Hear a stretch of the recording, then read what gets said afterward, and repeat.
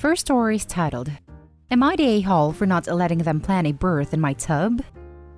I, 28 male, own my own place and suffer extreme pain in my back and my right leg.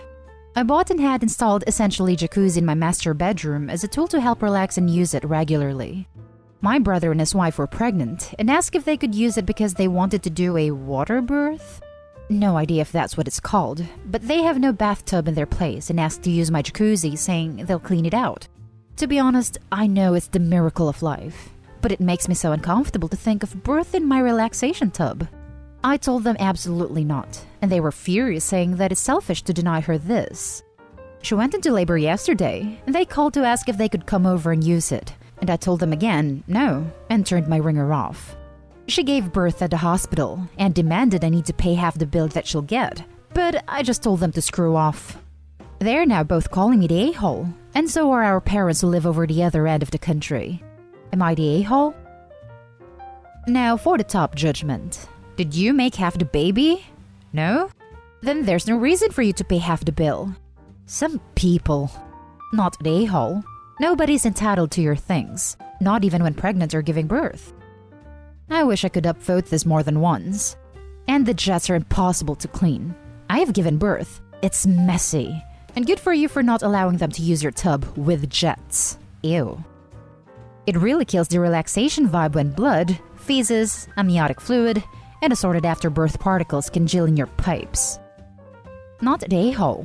The miracle of life is a miracle, but it's also not at all sanitary. I can't even imagine trying to get all of the pipes clean after something like that. It sounds like you very clearly told them no, and they didn't listen and didn't make other plans. That's on them, not you. You were not responsible for any bills. How entitled. I can't even imagine trying to get all of the pipes clean after something like that. I had the same thought. Even with just water, if you don't blow the air tubes out, it's mold city. Not the a-hole. You do not want a birth going on in your jacuzzi tub. I had a home water birth, and trust me, they get messy. A jacuzzi tub isn't even suitable for a birth. They're too hot for one, and not deep enough for another. Tell them to buy or rent a birthing pool like the rest of us. Exactly. A jacuzzi is the wrong sort of tub. Could have set sister-in-law and the baby up for a nasty infection. What is fine if you have intact skin is not when everything is open up in a birthing situation. Sister-in-law is straight up wrong. And this doesn't even get into OP not wanting to contaminate her tub with that much blood and bodily fluids. Not the a-hole, and wow. Now for the next story. Am I the a-hole for not getting over my sister-in-law calling child services? There's a lot of details I could go into, but I'll try to keep it brief. I, 34 female, cut my sister-in-law, 34 female, out of my life and my kid's life after she called Child Protective Services on me and my husband, 35 male. She made certain accusations against my husband and I, and told them that my house was gross. None of it was true, and DCFS went on their merry way after briefly investigating us. She admitted calling. She didn't even apologize, and said she'd made the right call. I told her she should have at least asked us why our baby was so small, for example. But she said we would have just lied to her because we had previously lied about my oldest child being conceived before we were married. I told her I never wanted to talk to her again, and that she was never going to see my kids again. My husband's family all told her she made a bad call to not at least ask us, or even them if she thought we'd lie about the things she claims she noticed. Sister-in-law doubled down, and the whole family wrote it off as her just needing to cause a drama. Unfortunately, at our expense. I haven't talked to her since. She asked me to coffee a few times over the years, and I said no. My husband mostly stayed no contact with her as well, but did get lunch with her once, during which she defended herself and told him how dramatic and ridiculous I was being.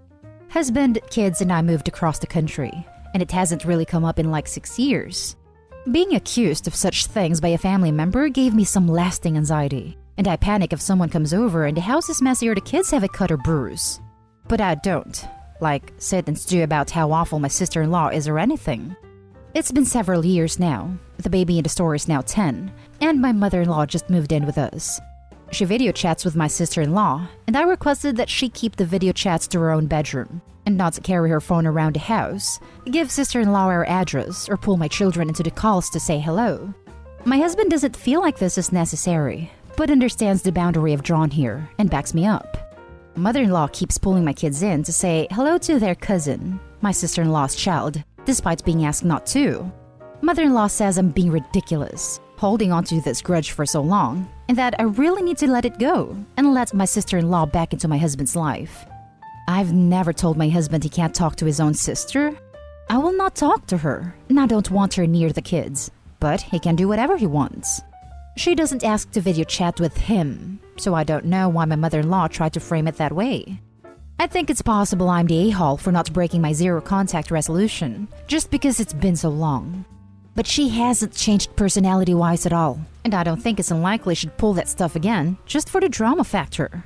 Mother-in-law insists she's changed, and I need to give her another chance. Am I the a-hole for not getting over it? Edit. Because this has come up a lot. I do not mind if my children get to know their cousin. The problem is that the video chat is never just the kids.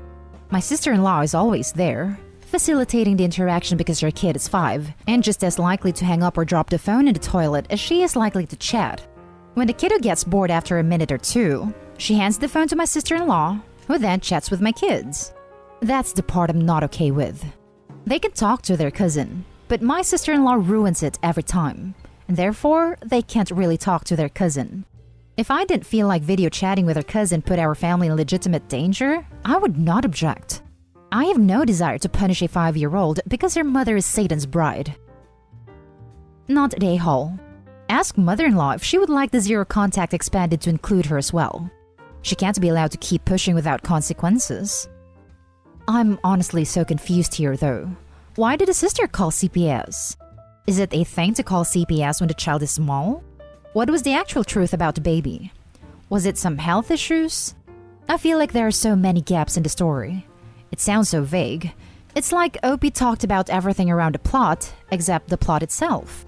I'm not trying to be nosy here, but could someone explain it to me? Am I missing out on something?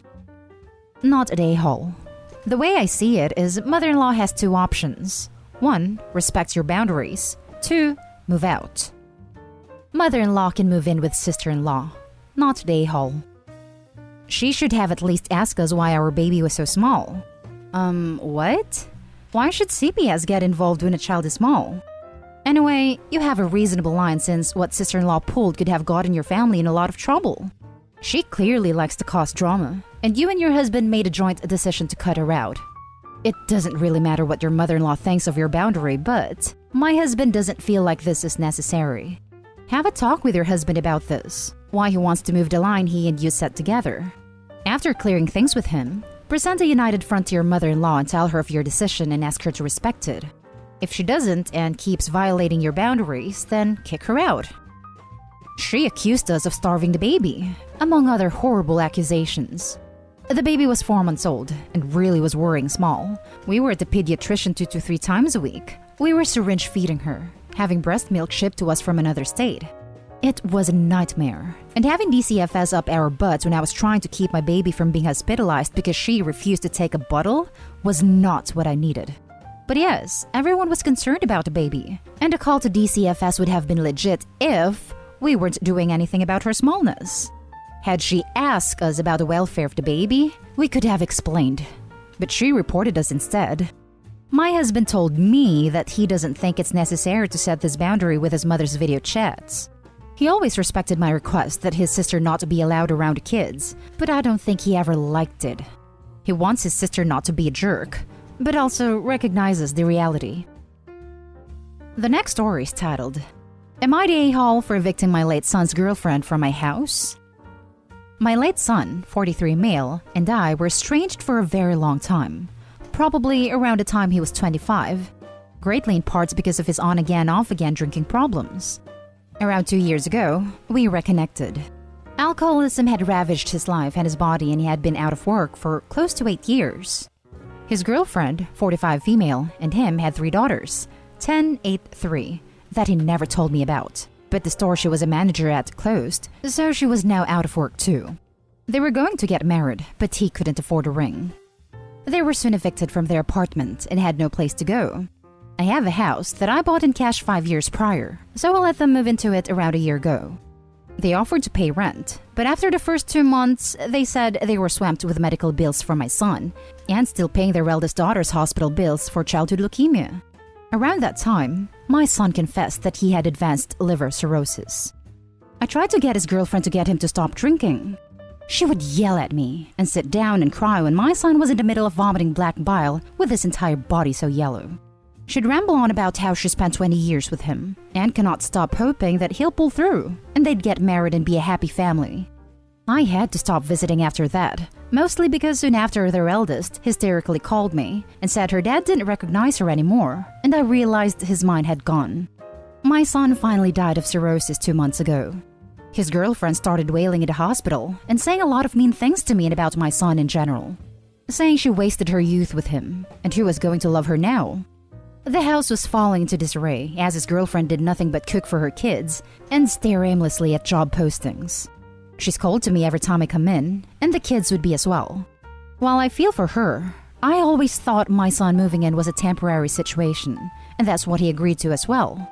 I was thinking of putting the house up for sale for a while now, and in the meantime, my girlfriend's twin brother needed a place to stay when he starts his MBA in the fall.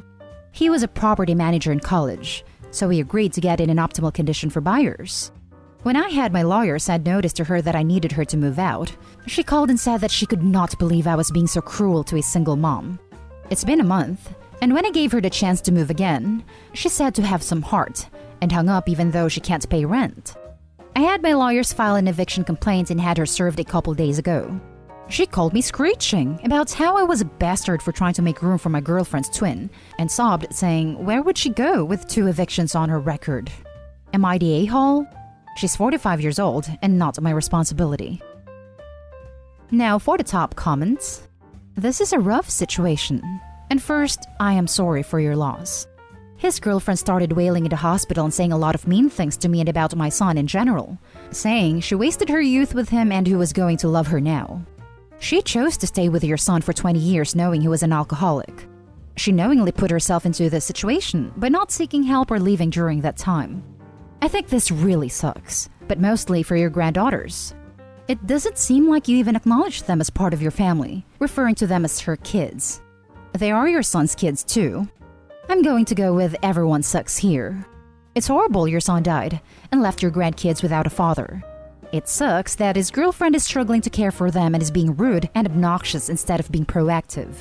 And it sucks that you, after writing your son off years ago, are not able to realize you have an opportunity to help your family still, because you don't acknowledge them because of issues their father had. Everyone sucks here seems like the most reasonable answer here. It sounds like the son and girlfriend were dodging responsibility, covering up and making excuses for a long time. Meanwhile, letting their kids grow up in a household with a severe alcoholic. I've seen what addicts can do to children, and I also know that you can't force an addict into treatment until they want to go, as one other commenter said. Still, I fault OP for being so callous and detached after his son passed, and for leaving the kids in such a situation. I mean, his oldest granddaughter called freaking out that her father couldn't even recognize her, and OP's response was to quit visiting. He was probably the most stable person in those kids' lives, and he just noped out when the situation got too bad. You're not just evicting his girlfriend, though. You're evicting his 3 children, your grandchildren. If you're fine making your grandkids homeless, I guess that's your choice, but it's a pretty damn harsh one. I had to stop visiting after that, mostly because soon after their eldest hysterically called me and said her dad didn't recognize her anymore, and I realized his mind had gone. Doesn't this mean you should have visited more to support your grandchildren? Your oldest grandkid has leukemia. How is she going to stay in treatment if she's homeless? You can legally do whatever you want, but I think you're the a-hole. 2 months? The ink isn't even dry on his death certificate, and you're kicking out his wife and children. I hope you don't like those kids, because I can guarantee that if you do this, they might never talk to you again. Now for the last story. Am I the a-hole for telling my husband that his own behavior is why our son doesn't show him physical affection, and I won't force him to? My husband and I have a 6-year-old son, Sam. Sam is super affectionate to me because I am super affectionate to him. For practically his whole life, we've had cuddle time every night. I tuck him in and give him hugs and kisses. I put him on the bus in the morning and kiss him goodbye. And when he doesn't feel good, I let him curl up with me on the couch and hold my hand. So it's not uncommon for him to randomly tell me he loves me, or come plant a kiss on my forehead while I'm just sitting down. This is just how we've always been with each other. By contrast, my husband isn't a very touchy-feely person, and therefore, our son doesn't show him the same affection. Don't get me wrong, my husband is a great father and Sam loves him. But he shows his love with tickles and wrestling, and Sam climbs all over him like a human jungle gym. That's their kind of love. Today, Sam wasn't feeling well, so I kept him home from school and we cuddled. When my husband came home, he kept trying to cuddle with Sam as well, but he only wanted me. This made my husband feel bad, understandably, and said that it looks like Sam loves me more than him. I told him that's not true at all, but that kids simulate the behavior that they experience. And since husband isn't affectionate most of the time, there are definitely some times where he is. Sam isn't affectionate back because he doesn't associate that behavior with his father. I told him that Sam shows him love when they goof off with each other. My husband said that I'm making him sound like he's a bad father, and that I should force Sam to give him hugs and kisses. But I refused, because I think Sam has the right to choose who he is physically affectionate with. He apparently vented to his mom and sister, who have both taken his side. So Reddit, am I the a-hole? Not the a-hole. I suspect, based on your post, that I'm old enough to be that man's mother. So pass this on to him from me if you think it will help. Your son was not put on this earth to make you look good. You were put on this earth to raise him and care for him. If you screw up doing that, you own it. It's not a little boy's job to duct tape his daddy's best dad ever poster. Your son was not put on this earth to make you feel good. Taking care of your feelings is not his job. You are grown up. You don't like that you get what you give? Suck it up. You screwed up. The next time your son looks like he just needs company, offer him company. Just hanging out, doing stuff together. Accept it if he says no. Don't try to put your hurt fifis on him. If he falls down and skins his knee while he's with you, ask him if he wants a hug. Again, accept no. Do little, kind things for him like that, and he may grow to understand that dad also can be a source of mutual affection. Or you may have already set a pattern of your interactions for the rest of your lives. And if that is how it is, you live with it. And stop whining to your mommy about it. Good grief. Signed, somebody who knows firsthand what happens when grown adults try to make their little kids take care of their outed fifis. Not the a-hole. Forcing your kids to show that kind of affection when they don't want to can cause resentment towards the people forcing them to do so. He's still super little and unfiltered, meaning that they act on themselves instead of other people. He enjoys cuddling with mom more, so he doesn't want to cuddle with dad. And I'm sure the same thing goes for wrestling. You can't force your kid to show affection in a way that doesn't make them comfortable. I hope that made sense. Either way, not the a-hole. One of the worst things you can do as a parent, outside whole other level abuse, is to force a child to hug/kiss anyone. Not the a-hole. And that's the end of this video, folks. As always, leave a comment and hit like and subscribe.